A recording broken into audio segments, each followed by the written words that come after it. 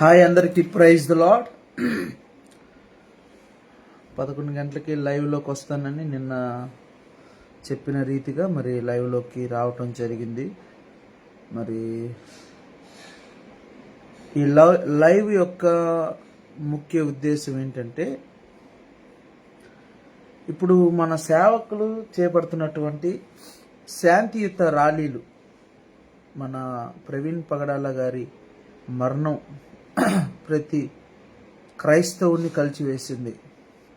అయితే అనేక మంది సేవకులు ముందుకొచ్చి శాంతియుత ర్యాలీలు చేపడుతున్నారు. నిజంగా ఇది చాలా చాలా చాలా గొప్ప విషయం. ఎందుకంటే ఒక్క వ్యక్తి కోసం ఇంతమంది పోరాటం చేస్తూ ఉన్నారు. అయితే నేనంటాను, శాంతియుత ర్యాలీలు చేస్తే మనకి ఏదైనా మంచి జరుగుతుందా?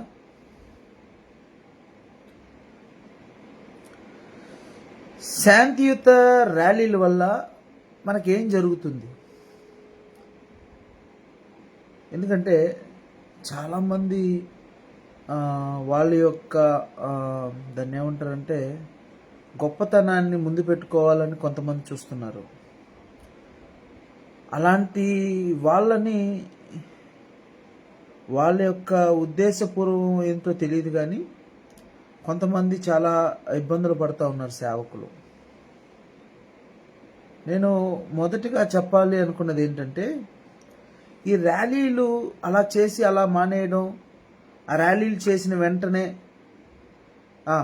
అందరూ మా పేపర్లో మా ఫోటోలు పడ్డాయా, న్యూస్లో మేము కనపడ్డామా, ఇవి చూసుకుంటున్నారు. అంతే, ర్యాలీ మేము కూడా చేసాం అని చెప్పుకుంటున్నారు. నా ఈ మాటలు మీకు అందరికీ బాధను కలిగించవచ్చు. వీడేంది ఇంత వ్యతిరేకంగా మాట్లాడుతున్నాడు, వీడు వ్యతిరేకుడా అని కూడా మీరు అనుకోవచ్చు. ఎందుకంటే మన వాళ్ళు ఏం చేస్తారంటే, ఎవడైతే నెగిటివిటీగా, అంటే ఎందుకు నెగిటివిటీ అని అంటున్నానంటే, ఇది ఏది నెగిటివిటీ కాదు. మనం ఆలోచిస్తే చాలా దూరం వెళ్తుంది. ఏంటి అని అంటే, ఫస్ట్ ఆఫ్ ఆల్ మనము ఈ ర్యాలీ కంటే కూడా ప్రవీణ్ అన్న మరణం అనేక ప్రశ్నలు ఉన్నాయి. ఇప్పుడు మీడియా ఓపెన్ చేస్తే, ఫేస్బుక్లో ఓపెన్ చేస్తే, యూట్యూబ్లో ఓపెన్ చేస్తే, ఇన్స్టాగ్రామ్స్ ఓపెన్ చేస్తే ఆయన గుండెల మీద కాలుతో తన్నారని ఒకరైతే, అసలు ఆ బండి ఆయన మీద ఎలా ఉంది అని ఒకరంటే, అక్కడ దుమ్మురేగింది, కనీసం అక్కడ ఆ స్పాట్లో ఆ మార్జిన్స్ లేకపోతే ఆ మార్క్స్ కూడా ఏం లేవే అని ఇంకొకందరు అంటే, ఇలాంటి ప్రశ్నలు ఎంతోమంది లేవనెత్తుతున్నారు. ఇవన్నీ మనం కళ్ళారా చూస్తూ ఉన్నాం. నిజంగా చెప్పాలంటే, ఒక బండి యాక్సిడెంట్ అయితే అంత స్పీడ్లో, మన వాళ్ళు చెప్తున్నారు కదా, 120 స్పీడ్లో వెళ్ళాడు, 110 స్పీడ్లో వెళ్ళాడు, 100 స్పీడ్లో వెళ్ళాడు అని అంటున్నారు కదా. మరి అంత స్పీడ్లో వెళ్ళినప్పుడు ఒక వ్యక్తి ఖచ్చితంగా బాడీలో ఎన్నో పార్ట్స్ విరిగిపోతాయి. పైగా బుల్లెట్ అంటే మనందరికీ తెలుసు, అది ఆ వెయిట్ మన మీద పడితే ఎలా ఉంటుందో. పైపెచ్చు అంత స్పీడ్లో వస్తే ఆ బండి ఎలా హీట్లో ఉంటుందో అందరికీ తెలుసు. అంత హీట్ బండి ఒక మనిషి మీద పడినప్పుడు ఆ మనిషి శరీరం ఎంత క్రూరంగా కాలిపోతుందో తెలుసు కదా. ఇవన్నీ అందరికీ తెలుసు, చూస్తున్న వారికి తెలుసు, పోస్ట్ మార్టం చేసిన వారికి తెలుసు. ఇవన్నీ అనేక మంది క్రైస్తవులు దీని గురించి ప్రశ్నిస్తున్నారు. ఆ ప్రశ్నలను పక్కన పెట్టేస్తున్నారు, దాన్ని పక్కదోవ పట్టిస్తున్నారు. గత 2-3 రోజుల కిందట అనేక సీసీ ఫుటేజ్లు, ఆయన లారీలు తగులుకొని పడిపోయాడు, ఎక్కువ తాగేశాడు, పెట్రోల్ బంకులతో ఎలా చేశాడు, రోడ్డు మీద పడుకున్నాడు, ఆడెవడో టీ ఇచ్చాడని, ఇవన్నీ మరి స్ప్రెడ్ చేస్తూనే ఉన్నారు. ఇవి మనమంతా చూస్తూనే ఉన్నాం. వీటి కొరకు మనం యుద్ధం చేయాలండి. యుద్ధం చేయడం అంటే మనము కొట్లాటకు దిగాలని కాదు. నువ్వు శాంతియుత ర్యాలీలు చేస్తే ఇవన్నీ సాధ్యం కావు. నిజంగా చెప్తున్నాను, శిక్ష వేయడం మన వంతు కాదని మనం బోధిస్తూనే ఉంటాం అనేకులకి. శిక్ష వేయడం దేవుని వంతు. అది ఆయనకి మనం అప్పచెప్తే ఆయన చూసుకుంటాడు. అది వాస్తవమే. కానీ ఇప్పుడు మన పోరాటం ఏంటో తెలుసా? ఇప్పుడు మనం ఎందుకు పోరాడుతున్నామో తెలుసా? ఎక్కడ క్రైస్తవ్యం మంట కలిసిపోతుందో, ఎక్కడ క్రైస్తవులను ఈ విధంగా ఇబ్బంది పెడతారో. నిజంగా నేను ఈ పోస్ట్ మార్టమ్స్ లేకపోతే ఈ రిపోర్ట్స్ కోసం వెయిట్ చేస్తున్నాను. సేమ్ థింగ్ ఇంకోటి ఏంటంటే, చూస్తూ ఉన్నా ప్రతి వీడియోస్ని మనకి క్షుణ్ణంగా చూస్తూ ఉన్నాను. ఈ మధ్యకాలంలో వీకేఆర్ అన్న నైట్ పూట్ లైవ్స్ పెట్టాడు, పీటర్ పుట్ట గారు లైవ్స్ పెట్టారు, టైం టు టైం క్యాలిక్యులేట్ చేసి చెప్పారు. ఇవన్నీ నేను గమనిస్తూ ఉన్నాను. అయితే ఇక్కడ మనం గమనించాల్సింది ఏమిటంటే, ఎప్పుడైతే పాస్టర్ గారు మద్యం తీసుకున్నారు అని అన్నారో అక్కడ నేను చాలా కలత చెందాను. ఆయన ఎవరో జాన్ పాల్ కూడా ఖచ్చితంగా ఆయన మందు తాగారు. నాకు ఇంగ్లీష్ సరిగ్గా రాదు. ఏదో ఆయనకి ఎక్కువ వేడి చేసేసిన బట్ సంథింగ్ ఏదో జరిగింది. ఆయన బాడీ డీహైడ్రేషన్ అయిపోయింది. కాబట్టి ఇది ఖచ్చితంగా యాక్సిడెంటే. ఆయన కూడా మహాసేన రాజేష్ కూడా ఎవడైతే ఇది హత్య అని అంటాడో వాడు నాకు ఫోన్ చేయండి అని నెంబర్ పెట్టాడు. అంటే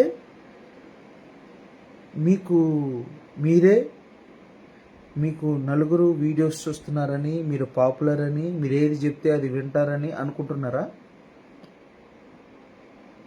ఇప్పుడు నేను చెప్పే మాట ఏంటంటే, ఎవడైనా క్రైస్తవ్యం గురించి వ్యతిరేకంగా మాట్లాడుతున్నాడో వారి పతనాన్ని మనం చూడబోతున్నాం. ఇది వాస్తవం. శాంతియుత ర్యాలీలు చేసేదానికంటే కూడా ప్రతి సేవకుడు ముందుకి కదిలి వచ్చి, ప్రతి సేవకుడు ముందుకొచ్చి ఏం చేయాలో చెప్పమంటారా? నడి రోడ్డు మీద మోకాలు వేసి ఆ ఎర్రటి ఎండలో ప్రార్థించి నీ స్వరమును దేవునికి వినిపించగలిగితే ఆ స్వరమే చెబుతుంది. ఆ స్వరము విన్న దేవుడు అంటాడు, మీకు నేనున్నాను అని. మనం యుద్ధాలు చేయాల్సిన అవసరం లేదు. ఈ గవర్నమెంట్తో మనం యుద్ధం చేయాల్సిన అవసరం అసలు అంతకన్నా లేదు. ఆయన అనుకుంటే గవర్నమెంట్ని కోల్చాలి అని అనుకుంటే ఆయన ఎంతసేపు? ఈరోజు ఇంతమంది విర్రవేగుతున్నారే మేము అధికారంలో ఉన్నామని, వాళ్ళని కోల్చాలంటే ఆయనకి ఎంతసేపు? కానీ మనం చేయాల్సింది ఏంటో తెలుసా? యావత్ క్రైస్తవ ప్రపంచానికి ఇది ఒక పెద్ద ముప్పు.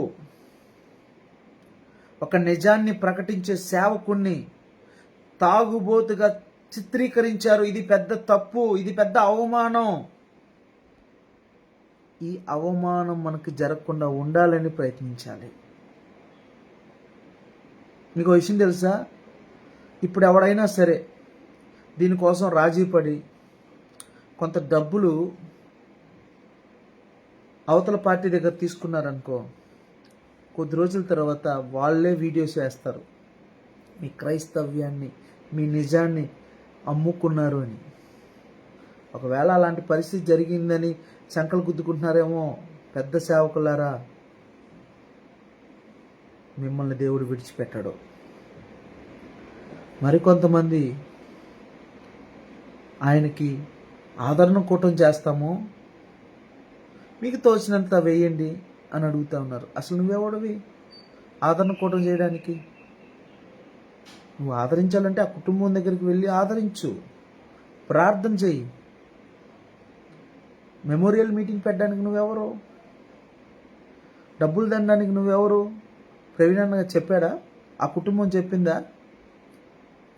ఒకవేళ నీకు అంత ప్రేమ ఉంటే కొన్ని సంఘాలను పిలిచి ప్రార్థన పెట్టి పంపించండి.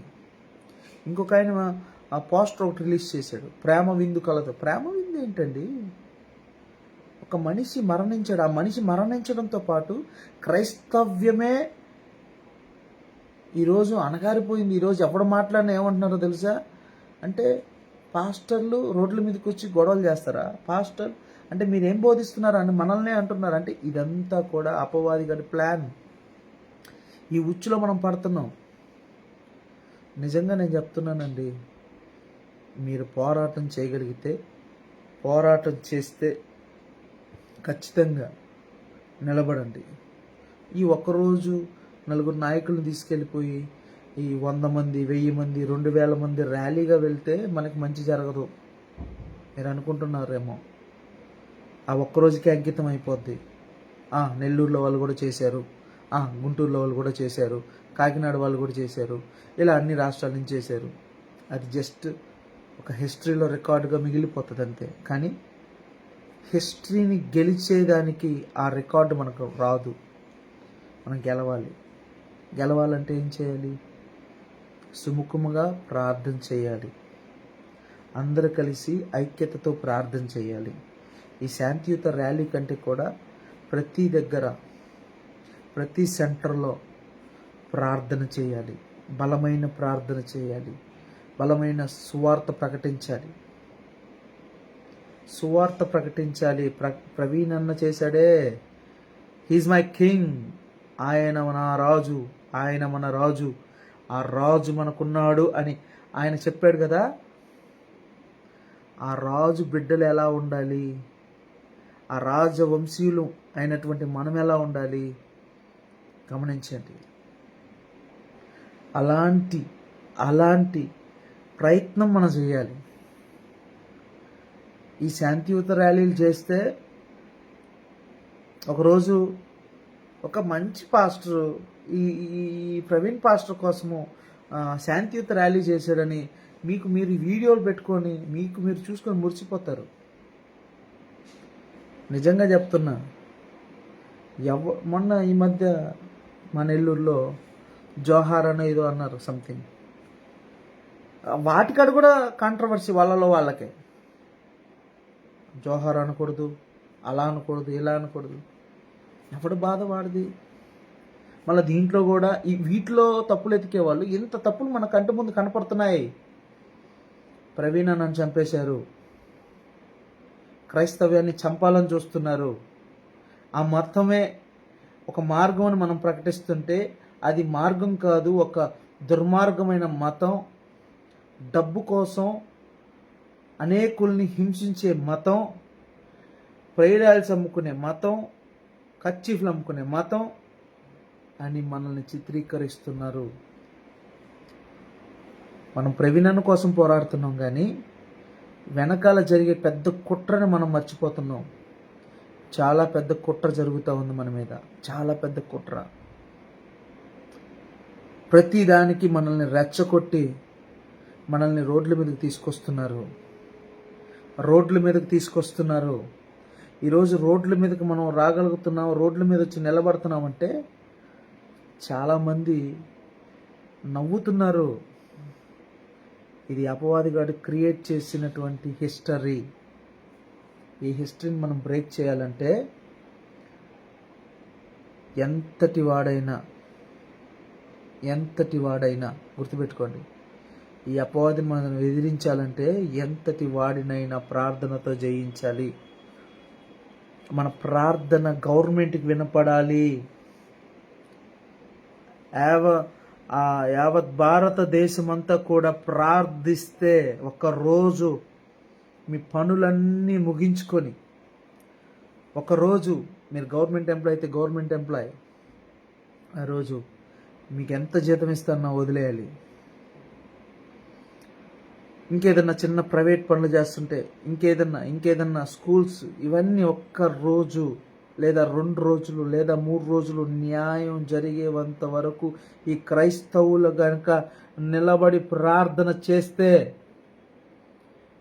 వీళ్ళు ఎక్కడికి వెళ్ళాల్సిన అవసరం, ఇళ్లలో కూర్చొని వాళ్ళు ఎందుకు డ్యూటీకి రాలేదో, ఎందుకు వారి యొక్క పనులకు రాలేదో అని వారు విచారిస్తే కేవలం క్రీస్తు కొరకు ఆగిపోయినటువంటి వ్యక్తులు అని మాత్రము మీరు ముద్ర వేయించుకోవాలి. ఇది సాక్ష్యం. 1 రోజు 2 రోజులు అవసరమైతే న్యాయం జరిగేంత వరకు మీరు గనక నిలబడగలిగితే ప్రవీణ్ అన్న కాదు, ఇంకే ఏ అన్న మీద చెయ్యి వెయ్యాలన్నా భయపడాలి. మీకు మీ మీ ఉద్యోగాలు ముఖ్యం, మీ పనులు ముఖ్యం. ఈరోజు చాలామంది పాస్టర్లు మొదటి వారం కదా మందిరాల్లో కూర్చొని ఉంటారు, ప్రార్థన చేస్తూ ఉంటారు. ఈరోజు చాలా సంఘాల్లో కూడా ఈ విషయం గురించి ఈరోజు కాదు, గత చనిపోయినప్పటి నుంచి మాట్లాడుతూనే ఉన్నారు. కానీ నేనేం చెప్తున్నానంటే, ఈ ప్రపంచం అంతా కూడా నిందిస్తూ ఉంది మన క్రైస్తవ్యాన్ని, అవమానిస్తూ ఉంది గొర్రెలు అని. ఎస్, ఈ గొర్రెలకు మంచి కాపరి ఎవరో తెలుసా? మన రాజు, మన దేవుడు. ఆ మంచి రాజు మనతో ఎప్పుడూ ఉంటాడండి, ఎల్లవేళలా ఉంటాడు. నువ్వు ఎక్కడున్నా, ఏ స్థానంలో ఉన్నా, ఏ స్థితిలో ఉన్నా, నీ పరిస్థితి ఏదైనా సరే ఆయన నీతో నిలబడతాడు. ఎందుకంటే ఆయన నీ రాజు, ఆయన నీ కాపరి. గమనించండి ప్రియులరా, నేను ఎవరిని ఉద్దేశించి మాట్లాడట్లేదు. నీ ఒక్కరోజు స్వలాభం కోసమో లేకపోతే ఏదో చేసాంలే అని అన్నట్టు శాంతియుత ర్యాలీలు చేయొద్దు. నువ్వు నిలబడితే, నువ్వు ప్రార్థనలో నిలబడితే, బలంగా నిలబడితే, నేను చెప్తున్నాను, ఖచ్చితంగా గెలుస్తాం, న్యాయం జరుగుతుంది. ఒకవేళ ప్రవీణ నన్ను చంపేశారు, ఇది నిజమైన హత్య అని బయటకు వస్తే, ఎవరైతే చంపారో, మీకు విషయం చెప్పనా, ఒకవేళ ఇది హత్య అని బయటకు కూడా వస్తుంది అనుకో, అంటే చంపిన వారిని వేరే వారిగా చిత్రీకరించి మనకు ఒక స్టోరీని కూడా వినిపిస్తారు తొందరలో. ఎందుకంటే మనం ఇంత పోరాటం చేస్తున్నాం కదా, కొంతమందిని కొనడానికి ఆల్రెడీ ప్రయత్నాలు చేస్తున్నారు. చాలామంది ఈ పోరాటం చేసే వాళ్ళ మీద కేసులు వేస్తున్నారు, నోటీసులు పంపిస్తున్నారు. అక్కడే మనకు తెలుసు దేవుడు మన పక్షాన ఉన్నాడు. నీ మీద కేసు వచ్చిందా అంటే ప్రవీణను చంపేశారు. నీ వాదన విని కొత్త సాక్షుల్ని లేకపోతే కొత్త హత్య చేసిన వాళ్ళని క్రియేట్ చేసిరా, అక్కడ కూడా అనేకులు భయపడ్డారు నీ ప్రార్థనకి, నువ్వు నిలబడిన దానికి. ఒక్కరోజు ర్యాలీలు ఇవి కాదు మనకు కావాల్సింది. నువ్వు నిలబడితే, రోడ్డు మీదకి వస్తే విజయం సాధించి వెళ్ళాలి. పేపర్లో పడ్డానికో మీడియాలో గొప్పలు చెప్పుకోవడానికో కాదు నీకు కావాల్సిన ర్యాలీ.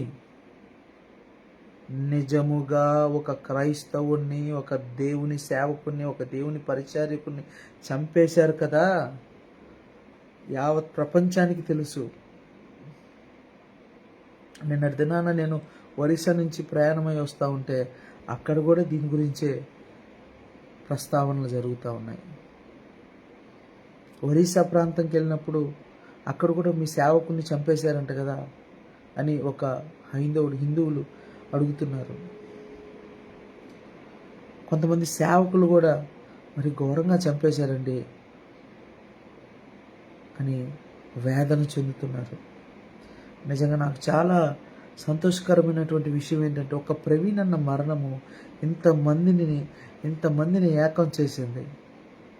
ఎందుకు ఏకం చేసిందో తెలుసా? విజయం సాధించాలని. గుర్తుపెట్టుకోండి. ఈరోజు ఎంతమంది క్రైస్తవ ఐక్యము ఎందుకు ఇంత స్ట్రాంగ్గా ఉందంటే, ఒక్క మరణము ఉత్తేజం తెప్పించింది. ఒక్క మరణము మనము క్రైస్తవ మార్గంలో నివసిస్తున్నాము, ఇది ఒక పరలోక రాజ్యానికి మార్గము అని తెలియపరచడానికి ఈ ఐక్యత. కాబట్టి ప్రతి క్రైస్తవుడు కూడా ఇక్కడ పెట్టుకోండి. ఇప్పుడు మన నెల్లూరులో కూడా 9వ తేదీ శాంతియుత ర్యాలీ చేస్తా ఉన్నారు. వాళ్ళకు కూడా నా శుభాభివందనాలు. కాకపోతే ఈ యొక్క నేను చెప్తున్నటువంటి మాటలు వారు తప్పుగా తీసుకోకుండా కొంచెం వారు కూడా దీని గురించి ఆలోచించాలని నా ఈ ప్రయత్నం. నేను ఎవరికి అగైనెస్ట్ కాదు, నేను ఎవరిని కూడా తప్పుడు ఉద్దేశంతో నేను ఈ యొక్క లైవ్ నేను పెట్టలేదు. నువ్వు నిలబడితే విజయం సాధించాలి అంతే. నువ్వు నడిస్తే ఒక ప్రవీణ్ అన్న కోసం కాదు. యావత్ ప్రపంచంలో ఉన్న క్రైస్తవుల కొరకు నువ్వు ర్యాలీ చేస్తున్నావు ఈరోజు. చాలా గొప్ప విషయం. అయితే ఏం సాధించాలి? మనం రోడ్డు మీదకి నడుచుకొనొచ్చి నినాదాలు చేస్తున్నాం గదా! ఈ నినాదాల వల్ల మనం ఏమి సాధిస్తాం? ఒక మెమరాండం కలెక్టరేట్‌కిస్తాము, ప్రెస్‌కిస్తాము. ఇలాంటివన్నీ చేస్తాం. ఇలా చూసి ఇలా పడేస్తారంతే. కానీ అదే మెమరాండం ప్రభువుతో గనుక మనం చేస్తే, నువ్వేదైతే ప్రశ్నించాలని రోడ్డు మీదకొచ్చావో, అదే నీ ఇంట్లో కూర్చొని నీ డ్యూటీలన్నీ మానేసి ప్రార్థిస్తావో, ఆ రోజు ప్రభువు నీ మాట వింటాడు. ఈ మహాసేన రాజేషులు, ఈ జాన్‌లు 100 మంది పుట్టుకొస్తారు. ఇది ఖచ్చితంగా యాక్సిడెంటే, తాగి చనిపోయాడు, అలా చేశాడు, ఇలా చేశాడు అని ఇలాంటి వాళ్ళు 100 మంది పుట్టుకొస్తారు. 100 మందికి ఒకటే సమాధానం. నాతో ఉన్నవాడు విజయము సాధించిన క్రీస్తు అని నువ్వు చెప్పగలగాలి. నేను దేనికి భయపడను. భయపడాల్సిన అవసరం నాకు లేదు. నాతో ఉన్నవాడు నాకంటే ముందుగా నేను అనుకున్న పనిని, నాకు రావాల్సిన విజయాన్ని అందించేవాడు అని నువ్వు చెప్పగలగాలి. నువ్వు కూడా వాళ్ళలాగా వీళ్ళలాగా న్యాయం జరగలేదు అని రోడ్డెక్కాల్సిన అవసరం లేదు. ఉంది కదా మనకొక ఆయుధం. బైబిల్ చదువుతున్నాం గదా! ప్రార్థన మన ఆయుధం అని. అనేకులకు బోధిస్తున్నారు మన సేవకులు. ప్రార్థన చేయాలి. శ్రమొచ్చిందా ప్రార్థన చేయాలి. కష్టం వచ్చిందా ప్రార్థన చేయాలి. నిందలొచ్చాయా ప్రార్థన చేయాలి. ప్రార్థన, ప్రార్థన, ప్రార్థన అని మనం అనేకులకి బోధిస్తున్నామే గాని, ఈ విషయం కొరకు ఉపవాసం ఉండి ప్రార్థన చేయగలుగుతున్నామా? మన మొరను ప్రభువుకి వినిపిస్తున్నామా? పొద్దున్న లేస్తే మీడియా ముందుకు రావడం, మీడియాలో ఏదేదో వాగడం. నేను పాస్టర్ గారికి ఆదరణకుటం చేస్తాను. మీరందరూ కదలిరండి. ప్రేమ దయచేసి ఇలాంటి పనులు, పిచ్చి పనులు చేయొద్దు. మరొకడంటాడు, వీలైతే నా దగ్గర పరిస్థితులు బాగలేవు. నేను పోరాటం చేస్తాను. కానీ కొంచెం నాకు ఆర్థికంగా సహాయం చేయగలరా అని ఒకడంటాడు. మరొకడంటాడు, మీరు ఫోన్‌లు చేసి నేను ఎత్తలేకపోతున్నాను. అలా విసిగించొద్దు నన్ను దయచేసి. అలా విసిగించొద్దు. వీలైతే సబ్స్క్రైబ్ చేసుకోండి. వీలైతే మీరు మాట్లాడుతున్నారు కానీ ఎవడైనా డబ్బులిస్తున్నాడా? మీరేదన్నా ఇస్తే నేను ముందుకెళ్తాను. ఇలాంటి వాళ్ళ కోసం మనం ఎందుకండి పోరాటం చేయాలి? మనం పోరాటం చేయాల్సింది, ప్రవీణ్ అన్న మన కోసం మంచి సువార్తను ప్రకటించాడు. ప్రవీణ్ అన్న క్రైస్తవులకు అండగా నిలబడ్డాడు. కాబట్టే అది అది రగిలింది కాబట్టి ఈరోజు ఇంత క్రైస్తవులు ఐక్యంగా నిలబడ్డారు. దాన్ని ఎన్‌కాష్ చేసుకోవడానికి కొంతమంది నాయకులు చూస్తున్నారు. ఈ వీడియో నేను ఈ లైవ్ అయిపోయిన తర్వాత చాలామంది ఈ వీడియోని ఒకవేళ నేనెవరినైతే అంటున్నానో వాళ్ళు చూస్తారేమో. చూసి నాకు నెగటివిటీని నన్ను స్ప్రెడ్ చేయడానికి అనేక మంది కామెంట్స్‌లో లేకపోతే వాళ్ళకి సంబంధించిన వాళ్ళనో ఏదో జేస్తారు. నేను దేనికి భయపడను. ఒకవేళ మీరు నన్ను కొట్టడానికొచ్చినా, నా మీద కేసులు పెట్టడానికొచ్చినా, నా దగ్గర ఒక బలం ఉంది. ఏంటో తెలుసా? ప్రార్థన అనే బలం. నాతో నా యేసయ్య ఎప్పుడూ ఉంటాడు. ఆయన ఉన్నాడు కాబట్టే ఆ ధైర్యంతోనే నేనిక మీదట ముందుకు వెళ్తాను. పరమతాలను దూషించడం చాలా తప్పు. మళ్ళీ చెప్తున్నా. ఎవడి మతం వాడికి గొప్ప. ఎవడు ఎవడి నమ్మకాన్ని వాడు పరిరక్షించుకుంటాడు అంతేగాని మనం వారి నమ్మకాన్ని మనము తప్పుగా చేయకూడదు. ఏ దేవుళ్ళని మనం తప్పుగా మాట్లాడకూడదు. సమయం వచ్చినప్పుడు వాటంతట అవే వెళ్ళిపోతాయి. నీ దగ్గర ఉన్నటువంటి ఇద్దరు లేదా ముగ్గురు లేదా 100 మంది లేదా 1000 మంది లేదా 1,00,000 మంది విశ్వాసులను వైదొలిగిపోకుండా ప్రార్థించి వారిని స్థిరపరచడమే నీ పని. అంతేగాని పక్క వాళ్ళు ప్రసాదమనో, అదనో, ఇదనో ఇవన్నీ దయచేసి బంద్ చేయాలి ఇక మీదట. నిజం సత్య సువార్తను నువ్వు ప్రకటించగలగాలి. ప్రేమ కలిగినటువంటి సువార్తను నువ్వు ప్రకటించగలగాలి. ద్వేషపూరితమైనటువంటి పగలతో రగిలిపోయినటువంటి సువార్త సేవను చేయడానికి వీలు లేదు. అందుకు కాదు దేవుడు నిన్ను సేవకుని చేసింది. దయచేసి గమనించండి ప్రియులారా. నా ఈ మాటల్లో మీకు సత్యం ఉంటే, నా ఈ మాటల్లో మీకు నిజం అనిపిస్తే నా కొరకు కూడా ప్రార్థన చేయండి. మీ అందరూ చక్కగా సంతోషంగా దేవుణ్ణి ఆరాధించడానికి మాత్రమే నేను ఈ వీడియో పెడుతున్నాను. తప్పుదోవ పట్టొద్దు. ఆళ్ళ మాటలు ఈళ్ళ మాటలని వీళ్ళంతా ఏందంటే వాళ్ళ పేరు, వాళ్ళ మనుగడ కోసం మనల్ని బలి చేసుకుంటారు. గొర్రెలంటే అలాంటి వాళ్ళని గొర్రెలంటారు. అలాంటి వాళ్ళు గొర్రెలు కషాయవాడిని నమ్ముతదంటే ఇదే. చాలా మంది ఇలానే చేస్తారు. దయచేసి ఇట్లాంటి వాటికి ప్రలోభాలకు మీరు గురవ్వద్దు. నేను చెప్తా ఉన్నాను. ఆడెవడో వచ్చి నిన్ను నువ్వు చాలా గొప్పోడివి, నువ్వు గొప్పగా మంచి వ్యక్తివి కాబట్టి నువ్వు కూడా వచ్చి మరి వెనకాల జైగొట్టు. వాడు కోసం నిన్ను బలి తీసుకుంటున్నాడు. నేను చెప్తా ఉన్నా. నువ్వు ప్రవీణ్ అన్నకి న్యాయం జరగాలి అని కోరుకుంటే, నువ్వు క్రైస్తవానికి ఏ మచ్చ రాకుండా ఉండాలి అని కోరుకుంటే, నీ ఇంట్లో మోకరించి ప్రార్థన చేయి. నీ సంఘంలో మోకరించి ప్రార్థన చేయి. అప్పుడు నువ్వు గాని కోరుకున్నది నీకు నెరవేరకపోతే అప్పుడు అడుగు. ఎందుకంటే దేవుని వాక్యమే చెప్తా ఉంది కదా, మీరెవ్వరూ మరొకరిని దూషించడానికి వీల్లేదు. నీ మీద ఎవడైనా రాళ్ళు రువ్వాడా, అది నాకప్పచెప్పు, వారిని నేను చూసుకుంటాను అంటున్నాడు. కాబట్టి ఏ ఒక్కరితో మనకు గొడవలు గాని, ఏ ఒక్కరితో మనకు యుద్ధాలు గాని వద్దు. మనకు కావాల్సింది ఒకటే, అంతిమ విజయం. అంతిమ విజయం క్రీస్తుదే. ఆయన చనిపోయిన 3వ దినం లేస్తానన్నాడు, లేచాడు. ఇప్పుడు ఆల్రెడీ శ్రమల దినాలు జరుగుతా ఉన్నాయి. ఈ వీటికి కూడా ఈ శ్రమల దినాల్లో ఒక క్రైస్తవుడికి ఇంత పెద్ద శ్రమ వచ్చింది అంతే. మరలా మనం విజయాన్ని పొందబోతున్నాం. గుర్తుపెట్టుకోండి, ఈస్టర్ లోపు ఒక గొప్ప సంతోషకరమైనటువంటి వార్తను మనం వినబోతున్నాం. ఈరోజు ఎవడైతే వ్యతిరేకిస్తున్నారో వాళ్ళందరి నోర్లు దేవుడు మూయించబోతున్నాడు. ఆ పక్క దేశంలో ఎక్కడో భూకంపం వచ్చింది. మన రాష్ట్రంలో భూకంపం రాకముందే అర్థమైందా? ప్రార్థిద్దాం. ఇప్పుడు ఆల్రెడీ భూకంపం లాంటిదే ప్రవీణ్ అన్న మరణం. భూకంపం లాంటిదే ఆయన మద్యం తాగాడనడం.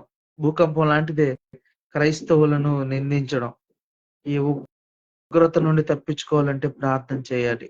ప్రార్థనే మన బలం. Thank you. Praise the Lord. నా ఈ మాటలు నేను ఇంతటితో ముగిస్తున్నాను. నా మాటలు ఒకవేళ మీకు ఎవరికైనా తప్పుగా అనిపిస్తే దయచేసి నన్ను క్షమించండి. నేనైతే ఏది తప్పుగా మాట్లాడలేదు.